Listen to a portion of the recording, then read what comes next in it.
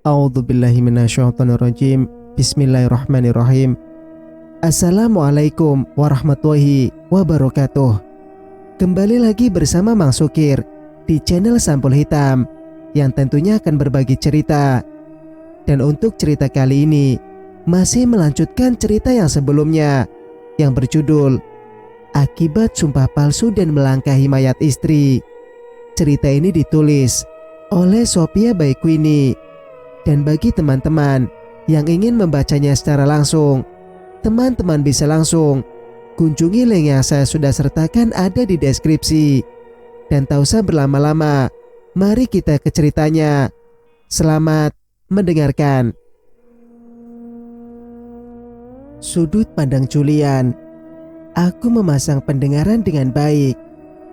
Bersikap waspada penuh akan hal-hal yang mungkin akan saja terjadi. Ira adalah perempuan rakus. Dia bisa saja melakukan hal-hal yang di luar batas kewajaran. Bagaimana dia tega menghabisi kakak kandungnya sendiri? Karena ya, demi obsesinya. Apalagi pada anakku, yang mungkin baginya bukanlah siapa-siapa. Hanya penyesalan yang membuatku sadar bahwa selama ini Ira hanya menjebakku saja demi mendapatkan apa yang dia mau. Dan bodohnya aku justru terperosok pada lubang permainan yang dia ciptakan. Ira adalah simbol keangkuhan dan keserakahan dari seorang perempuan. Aku bisa melihat dari wajahnya yang sama sekali tak pernah menunjukkan rasa bersalah. Aku menginjak dahan kering. Sejenak kuhentikan langkah. Aku menginjak dahan kering. Sejenak kuhentikan langkah. Fokus memandang ke arah gubuk di depanku yang aku yakin di dalamnya terdapat anakku yang diculik oleh Ira. Hatiku berdebar kencang. Bagaimana jika nanti hal buruk terjadi padaku, Salima, atau anakku Jafir? Ya Allah, berikan hamba petunjuk-Mu. Kalaupun hari ini adalah hari terakhir hamba berada di dunia ini, hamba ikhlas. Asalkan sisa usia ini bisa memberi keselamatan dan kebahagiaan untuk dua orang anak hamba nantinya, Salima dan Jafir. Semakin dekat ke arah gubuk, hatiku semakin berdebar. Kuputuskan untuk memilih alur belakang gubuk demi mengintai apa yang sebenarnya sedang terjadi di dalam sana. Setelah tiba di bagian belakang gubuk, aku lekas mencari celah untuk mengintip karya dalam gubuk. Untuk langkah selanjutnya, jangan-jangan Ira sudah membawa pergi Jafir dari tempat ini. Kudekatkan sebelah mataku pada bilahan bambu yang terbuka paling besar. Di dalam rupanya sedikit terang. Ada dua lentera di sana. Dan itu cukup untuk melihat kondisi seisinya. Ira nampak mondar-mandir sambil memegang ponsel. Dua orang pria menemaninya. Mereka berbadan sangat tegap. Jafir, di mana anakku? Mataku berkeliling mengitari seisi gubuk. Pandanganku tertumpuk pada sosok mungil yang terikat di sebuah bangku. Sepertinya mulut Jafir dilakban agar tak bersuara.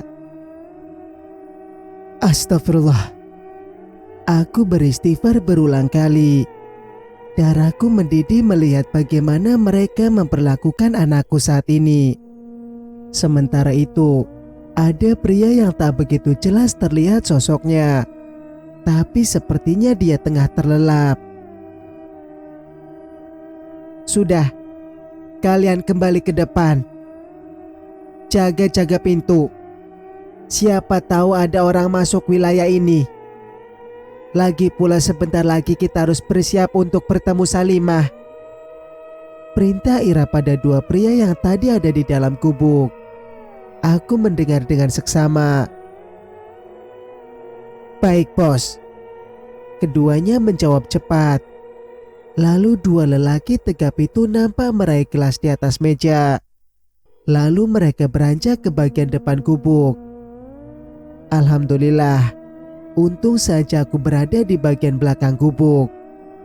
Lalu Ira duduk di sisi Jafir. Sebentar lagi kakak dan papamu yang bego itu datang untuk menjemputmu. Sayang, jadi tenang saja ya. Dia memegang kepala anakku.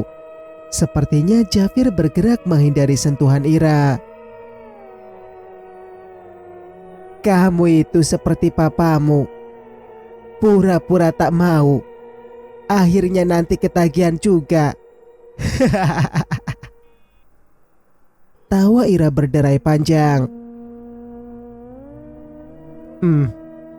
Kasihan sekali dia sekarang jadi gelandangan. Mungkin sebentar lagi dia bakal masuk penjara. Itu akibatnya kalau main-main dengan Ira. Diajak hidup senang malah nolak. Coba dia mau nekat sedikit. Sekarang kita sudah bahagia. Sayang. Lagi-lagi Ira berusaha memegang lengan Jafir.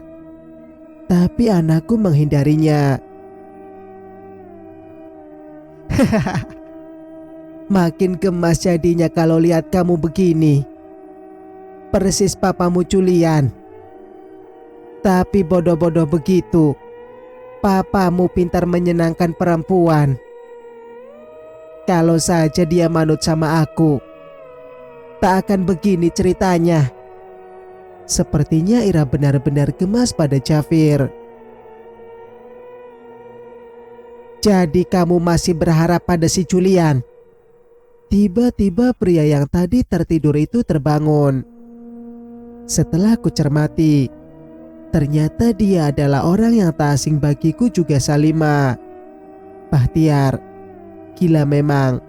Rupanya dia sekongkol dengan Ira untuk menculik Jafir. Iya, memang kenapa? Gak boleh. Suara Ira mengeras. Kalau kamu masih berharap pada mantan suamimu yang pelin-pelan dan tak punya prinsip itu, kenapa kamu mau kerja sama denganku, Rah? Tanya Bahtiar kesal. Terserah aku dong. Denganmu ini hanya sebatas bisnis saja. Tapi Julian lain lagi. Dia satu-satunya laki-laki yang bisa membuatku jatuh cinta dan segila ini. Paham kamu? Hardik Ira. Bahtiar mencelos. Sepertinya dia sangat marah dengan jawaban Ira. Cintamu justru membunuhku, Ra. Harusnya dari dulu aku tak bermain api dan meladeni semuanya. Aku sangat menyesal. Sudahlah, jangan marah. Setidaknya kamu tetap bisa menikmati tubuhku kan? Ira mendekat pada Bahtiar. Namun pria itu bergeming dengan sikapnya. Setelah semuanya beres kita pergi ke Bali untuk bersenang-senang. Akan kubuktikan kalau usahamu ini tidak sia-sia. Aku akan membayarnya dengan apa yang kamu mau. Bukan hanya sekedar pembagian hartanya Salimah. Ucap Ira mencium telinga Bahtiar mesra. Mencium telinga Bahtiar mesra. Bahtiar berbalik mencium Ira dengan rakusnya. Aku memalingkan wajah melihat pemandangan menjijikan di hadapanku. Jadi inilah kamu sebenarnya, Ra. Begitu murahnya harga diri dan kehormatanmu. Bisa kau berikan pada siapa saja yang kau anggap pantas menerimanya. Sungguh aku malu dan menyesal telah menjadi bagian dari pria-pria itu yang berhasil menidurimu. Hei, siapa kamu? Terdengar suara persis di dekatku. Aku tersentak. Rupanya dua penjaga itu berhasil menemukanku. Ben, ada orang ngintip di belakang gubuk nih. Kembali suara itu terdengar jelas. Dan tak berapa lama dua orang pria tegap itu sudah berdiri di depanku. Mereka menyeringai tajam, bersiap menyerangku. Dua pria tegap itu menyeringai tajam. Matanya mengarah padaku. Segera aku bersiaga untuk kemungkinan selanjutnya. Dari penampilan keduanya yang sangatlah sangar, mungkin mereka tak akan segan untuk menghabisiku pagi ini.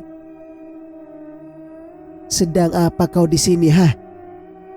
tanya seorang berjaket hitam dengan suara ditekan. "Sudah jangan ditanya. Sudah pasti dia ini seorang yang sedang bos tunggu." Tukas rekannya cepat. "Mau ikut secara baik-baik menghadap bos kami atau kami paksa?" tanya seorang berjaket hitam itu lagi. "Aku tak akan ikut siapapun. Paham kalian?" jawabku tegas. "Kurang ajar. Nantangin dia rupanya," seru rekannya. Pria bercupluk dengan emosi. Tanpa aba-aba lagi dia menyerangku dengan ganas. Tapi aku sudah siap dengan semuanya. Tubuh tegap itu melayangkan cotosan pada wajahku.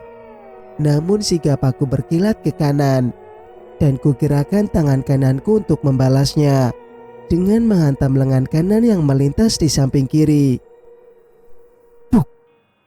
Suara hantamannya terdengar keras.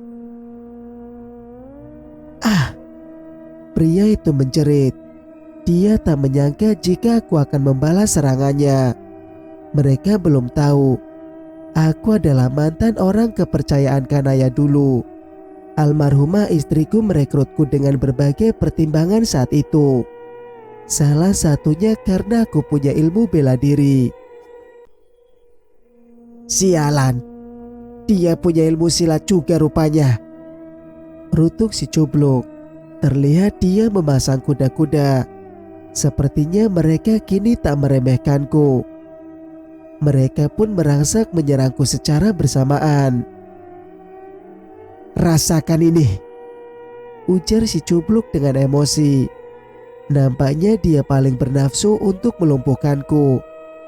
Bayangan tubuh si cupluk melesat dengan tendangan yang mengarah ke perutku. Terdengar hembusan angin seiring gerakan cepat sosoknya. Dengan memiringkan tubuh ke samping kiri, aku berhasil menghindari tendangan maut itu.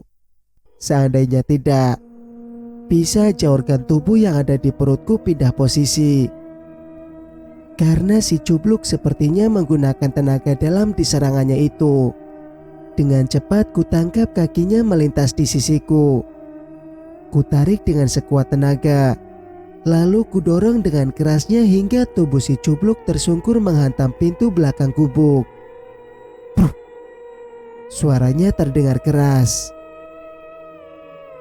"Aduh!" terdengar pria kasar itu mengaduh. Tak kusangka sesangar itu punya rasa sakit juga. "Brengsek!" ketusnya memegangi kepalanya yang membentur pintu dengan keras. Aku hanya tersenyum kecut. Kini si pria berjaket yang kembali melancarkan serangannya. Sebuah bogem diarahkan ke wajah. Tak bisa kubayangkan jika mendarat di pipi. Bisa-bisa tulang pipiku retak karenanya. Kini aku tak menghindar. Tapi saat bogemnya mengarah, aku langsung menangkis serangannya itu. Lengan kami beradu, menimbulkan suara yang cukup keras. Dingin menjalari lenganku saat itu. Sepertinya kesemutan. Sepertinya si jaket hitam juga sama, karena dia berkali-kali mengibaskan tangannya. "Kurang ajar!" dengusnya penuh amarah. Kini keduanya berdiri berdekatan, bersiap kembali menyerangku.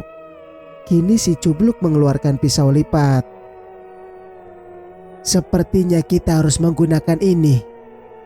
Biar kamu tahu rasa." Dia memamerkan benda tajam itu padaku.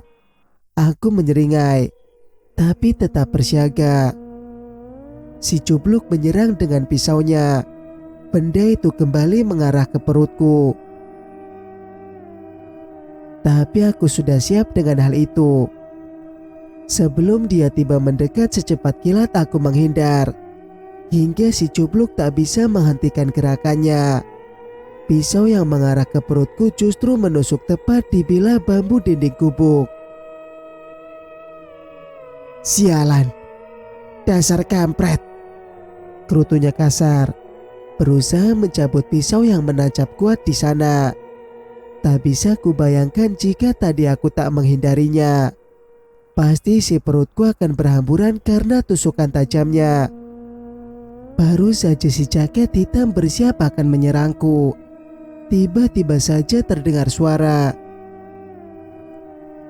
"Hentikan kalian semua, atau aku akan menembak kalian satu persatu," ancamnya lantang. Sosok tinggi besar kini berdiri dengan memegang pistol. Tak berapa lama mataku berhasil mengenalinya. "Bahtiar," seruku. "Diam kau," jawabnya emosi. "Jadi ini permainan kotormu rupanya. Tak kusangka kau serakus itu. Apa bayaranmu sebagai pengacara keluarga kami kurang?" tanyaku lagi. "Dasar brengsek kau," umpatku kesal saat Bahtiar mendekat padaku. "Diam, atau ku tembak kau sekarang juga," bentaknya keras. "Kau pikir aku takut, hah? Ayo tembak kalau berani." Aku menyodorkan dadaku. "Bukan kau saja yang akan mati kalau kau melawan Julian, tapi anakmu juga. Paham?" Bahtiar memukul kepalaku dengan popor pistol. "Cih, pengacara macam apa kau ini? Bukannya menegakkan kebenaran, tapi malah kau ikut dalam kejahatan Ira.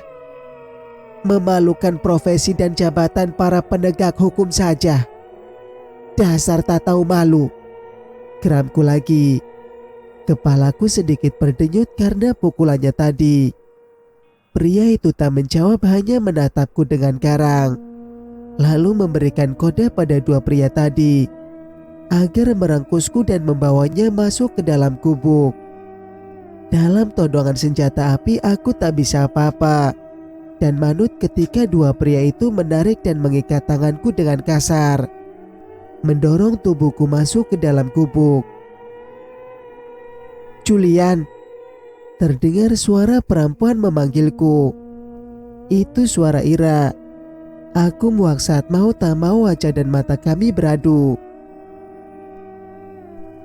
"Ternyata kamu berani juga datang ke sini, hah?" Ira mendekat padaku dengan tersenyum sinis, lalu berkata kembali, "Dan yang pasti tanpa membawa apa yang kami minta. Itu sangat-sangat hebat," ucapnya bertepuk tangan. Aku melirik anakku yang terikat, mulutnya dilakban. Namun, sepertinya Jafir tengah terlelap di kursi itu. Hatiku terenyuh sekali. Bagaimana bisa Ira memperlakukan bocah sekecil itu dengan sangat tega sekali. "Lepaskan anakku, Rah. Dia tidak bersalah. Dia masih terlalu kecil untuk dilibatkan dengan masalah orang sedewasa kita. Aku mohon," pintaku padanya. "Kau pikir semudah itu? Tentu saja tidak. Sebelum Salima memberikan apa yang aku mau, uang tunai, dan bukti kalau dia mencabut laporanku pada pihak kepolisian. Paham kamu, Julian?" Ira menyeringai tajam. "Harusnya kamu malu. Malu pada almarhumah kakakmu. Dia sudah memberikanmu segalanya.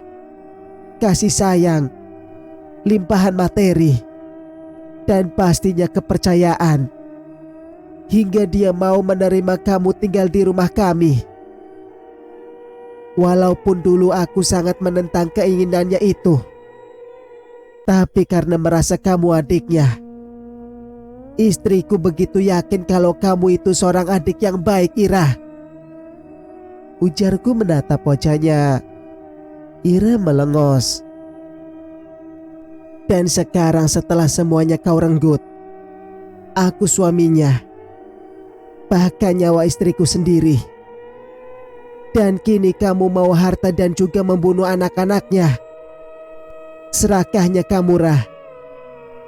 Ingat ada hukum tabur tunai dalam hidup ini. Dan aku yakin sebentar lagi kamu akan merasakannya. Tandasku. Ira menundukkan wajahnya. Sudah diam. Jadi banyak cakap kau. Hardik Bahtiar. Dan kamu, pengacara tak tahu diuntung. Kamu juga masuk ke dalam perangkap Ira. Atau jangan-jangan kalian sudah lama bersekongkol untuk menghancurkan rumah tanggaku. Umpatku kesal. Kau laki-laki bodoh. Tak mau diajak hidup senang. Pelin-pelan. Tak punya pendirian. Menjijikan. Geram Ira. Aku memang bodoh. Tapi setidaknya aku pernah mengingatkanmu agar tidak berbuat kejam seperti ini. Agar kamu kembali ke jalan benar. Karena saat itu kamu istriku. Hubungan kita sudah diresmikan. Aku punya beban moral untuk mengajakmu ke jalan yang lebih baik. Tapi kamu lebih memilih jalan dosa ini, Rah.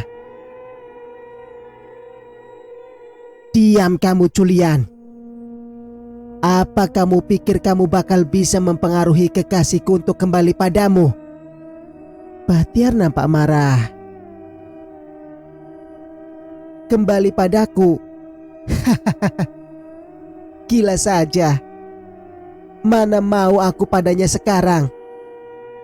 Aku hilaf karena meninggalkan istriku untuk dia.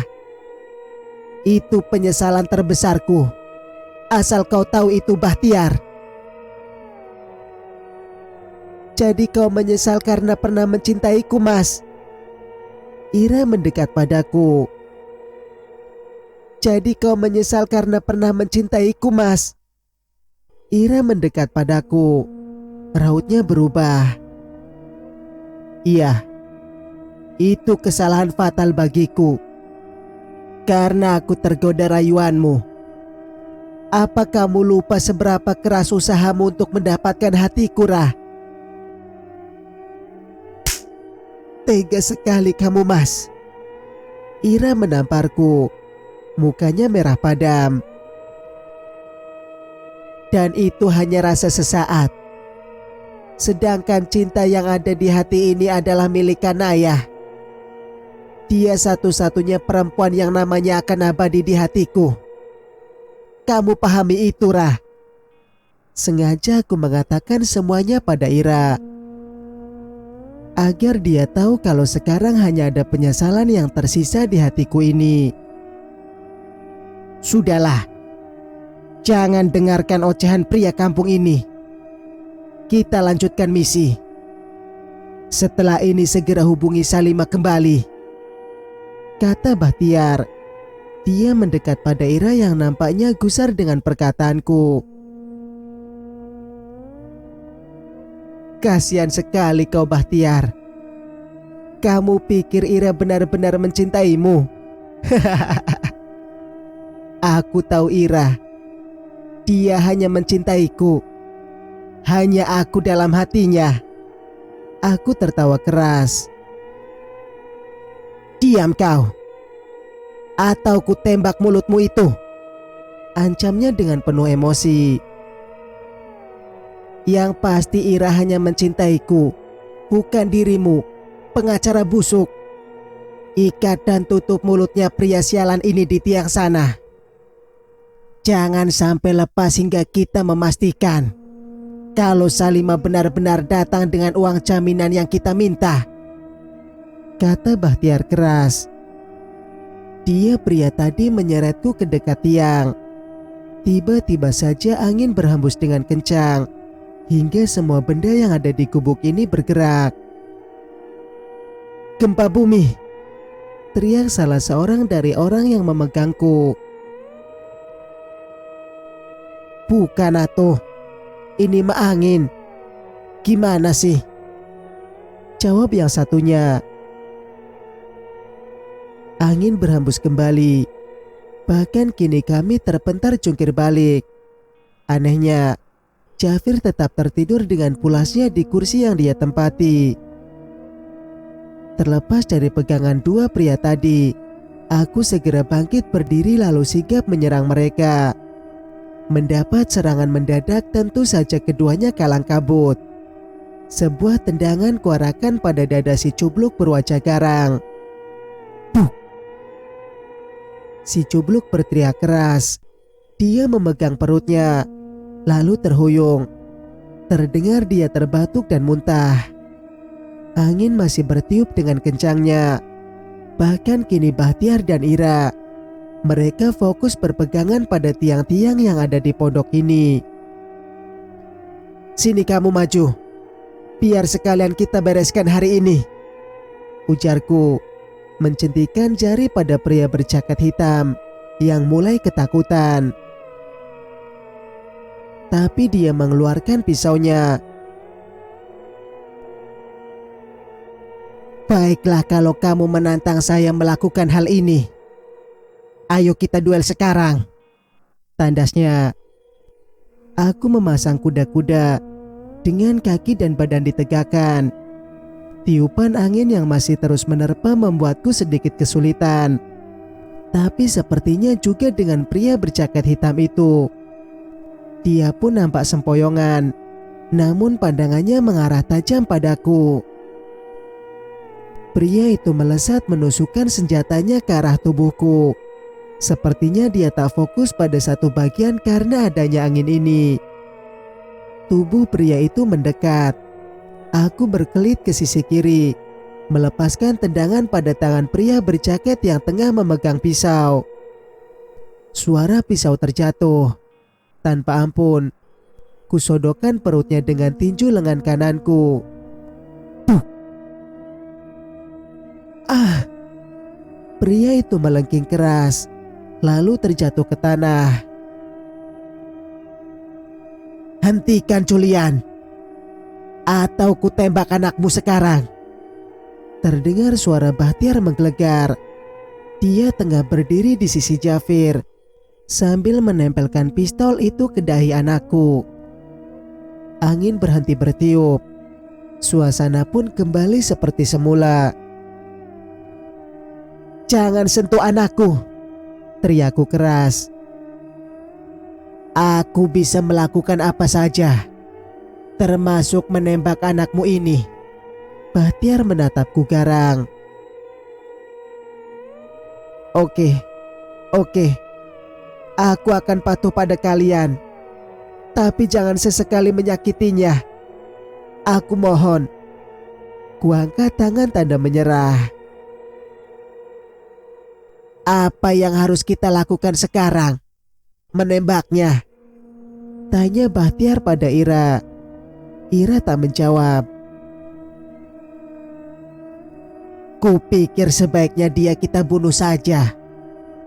Hanya bikin kita pusing. Mayatnya tinggal kita kubur di sini. Aku yakin tak akan ada yang melihatnya," saran gila Bahtiar pada Ira. Dia berusaha terus memprovokasinya. Sepertinya Bahtiar benar-benar cemburu padaku.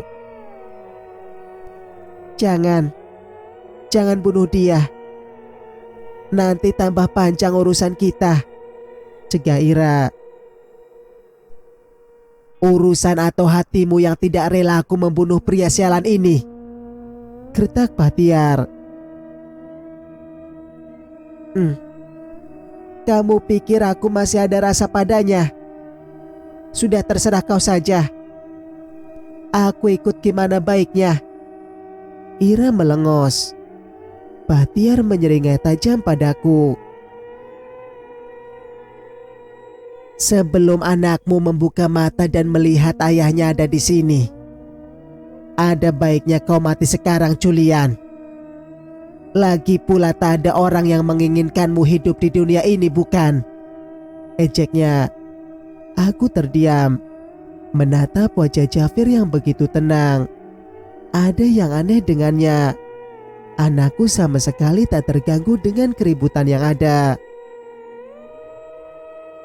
Ku persilahkan kau menyebut dan mengingat nama serta wajah orang-orang yang kau sayangi sebelum timah panas ini menembus dada dan kepalamu, ucap Bahtiar. Lagi-lagi dia menyeringai seram, laksana iblis. Sekilas wajah Kanaya melintas, tersenyum manis. Lalu Jafir dan wajah Putri sambungku Salima. Mereka melambaikan tangan seolah mengucapkan perpisahan. Mataku basah. Maafkan Papa, Sah. Papa tak bisa memenuhi janji membawa Jafir ke pelukanmu, bisikku pelan. Siap. Sekarang pejamkan matamu, Julian. Hitungan ketiga aku akan menembakmu. Bahtiar berkata seolah dia eksekutor sebuah hukuman mati. Sementara Iradia berpaling membelakangiku. 1, 2, Stop. Hentikan semuanya. Jangan tembak siapapun. Aku datang dengan membawa apa yang kalian minta. Terdengar suara perempuan berteriak. Dan itu adalah Salima. Dia masuk lalu meletakkan ransel di atas tanah.